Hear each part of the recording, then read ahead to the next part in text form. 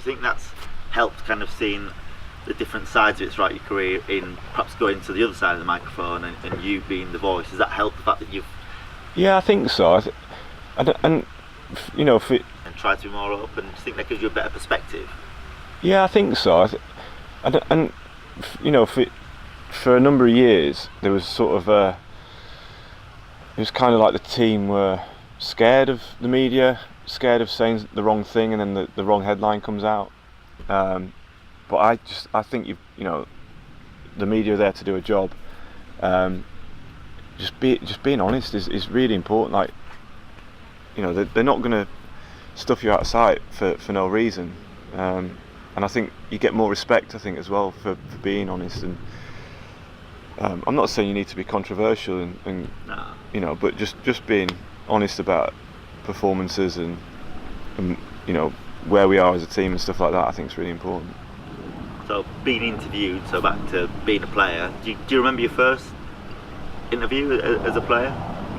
Yeah, I can't remember saying too much. Local journal, was it? Or? I can't remember right back to the first interview, but yeah, I was kind of really nervous and wary of the media when I first started playing, and yeah, I can't remember too much about it. I didn't, as I said, I didn't speak too much, you know, 4 or 5 word answers and stuff like that. But I think, you know, that, as I said, the more you get used to it, it's just practice. Like, Yeah. the more you do it. And for me, what I find really important is kind of thinking about it. So if you know you're going to get interviewed, or you know, even during a game, if you've put in a match-winning performance and there's a chance you could be man of the match and getting on, you've got to sort of almost prepare your answers and think about you know, we've got a good media liaison. Use them. What sort of questions you're going to get asked, and then really think about it, and you can then go in there prepared, and you're not sort of caught on the hop with your answers. Something I quite enjoyed actually was Sam's interview after Test match of the day. Came across and he just looked like a kid that's just like lived his dream. Like, how nice is that as a fan from the media, everyone else? Like, he's there and he was like, this feels like I'm in a dream. Like, how nice is that passion of having a young lad coming in, performing well, being interviewed, and it's kind of almost like the full package. It's delivering an interview as well. Is that important for public perception? Absolutely, yeah. It's crucial for public perception. I think when you see him, you know, he speaks really well. He's a really confident 20-year-old. But yeah, I think for us as players, it's great to hear someone.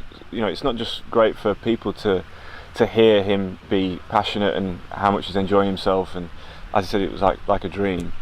But it's important for us to hear that, because it's not, you know, in a dressing room full of blokes, you don't hear that. Then people don't really talk like that. So to hear how he was feeling was you know, important and good for us as well as a group. But yeah, I think that's where we're trying to get to as a team, is helping people feel confident and feel like they can just speak their mind.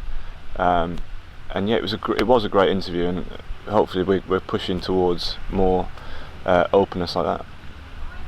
Speaking of openness, obviously front covers, you've done a few in your time for various kind of magazines. Do you remember the first Wisdom Cricketer one that you did that wasn't in whites? It was quite a big thing back then. Obviously Wisdom's such a traditional, obviously, magazine concept. Can you remember that?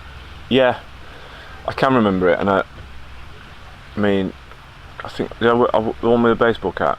Yeah, so I was, again, this is now knowing that, knowing what I do, I wouldn't have wore a cap. You know, I didn't realise, I didn't really think about it or realise how big a thing it was to be on the front cover of a magazine, and I just rocked up in t-shirt and baseball cap, not thinking that I don't know what I was thinking, to be honest. Attitude magazine, that was obviously something completely different. Yeah. How did that come about, and like agreeing to that, and how did it all happen? So yeah, I got asked to do it, and it was something I talked through with my wife, and she was really keen for me to do it. She persuaded me to do it in the end. But again, that was so out of my comfort zone, like being completely, well, firstly being completely naked in front of a group of blokes and people I've never met, and then to be on, in a magazine, a bit different, but I'm really glad I did it. I think look back and it's something that I wouldn't say I enjoyed it, but I'm really glad I did it. Yeah. Why? I just think so. I think it, with the sort of stigma, in sport and things like that, to have that, I just think people shouldn't worry about who they are. It's just there's something about sport and where you, especially with blokes, where it can be difficult at times. And Stephen Davis came out not long after that. I'm not saying that was why, but I just think there shouldn't be that fear of telling people who you are, and so for that reason, that's why I wanted to do it, like to try and encourage people just to be themselves. Career in the media, is it something that you've thought about, or have you just kind of fell into it and been a bit surprised that you've actually done it? Yeah, I mean, I've been so focused on my cricket career that I've not really thought too much about how my career is going to pan out after. And at the same time, I have thought about, obviously I've done some media work and I've thought about what I'll do, but I've not thought about how that will pan out, like exactly what I'll do in the future. I think just getting an idea of what I like and what I don't like. So the radio stuff I've absolutely loved, and I've taken to that probably more than I have the TV stuff. So that's, for me, that's sort of, at the minute, that's where my head's at, is potentially going down that route, with the podcast and doing the TMS stuff that I've done. I've really enjoyed that. But who knows, like once I finish, I don't know if it's going to be a year, 2 years, 4 years, who knows how long I'm going to play for. So kind of that will probably have a big part to play in which direction I go when I do eventually finish. You mentioned that, obviously 1, 2, 4 years, you said it could up in the air, you don't know what's going to happen as a fast bowler, but is that something that you are literally playing series by series or year by year, or where is your kind of head at in terms of when you want to finish? Because obviously you want it to be on your terms ideally, but it doesn't always happen. But what are you kind of thinking? I honestly don't know. Like I mean, I think something that stood me in good stead throughout my career is just focusing on the next game or the next day's play, just the real small things, and then everything else will take care of itself. So I don't like to look too far ahead, and I don't like to look too far back either. I think you've got to keep, just focusing on what's happening right now and what I can do to help England win games of cricket. That's where my head is at and has been at for a number of years.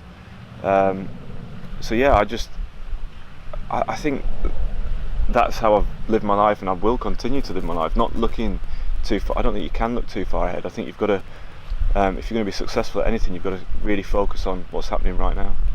Working on a ODI, your test captain Joe Root plays a terrible shot. Is that easy for you to criticise in terms of a fellow player that you're on the field with, but actually now you're in a different position? You've got to offer an opinion because that's what you paid for. Is that something that's comfortable, or? Well, not. I wouldn't say it's comfortable, because not only is he still a teammate and, like you say, test captain, but all the guys are friends in that ODI side.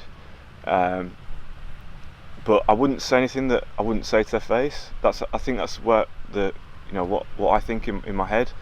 So I'm trying to be honest as honest as I can. But I wouldn't just slag someone off for the sake of it. I'd just try, like I say, I'd be not overly critical, but I'd just say what I see. If it's a bad shot, I'll say it's a bad shot. Like I say, I wouldn't say anything that I wouldn't say to their face. But at the same time, it's not all about being in the media. Is not all about being critical about people.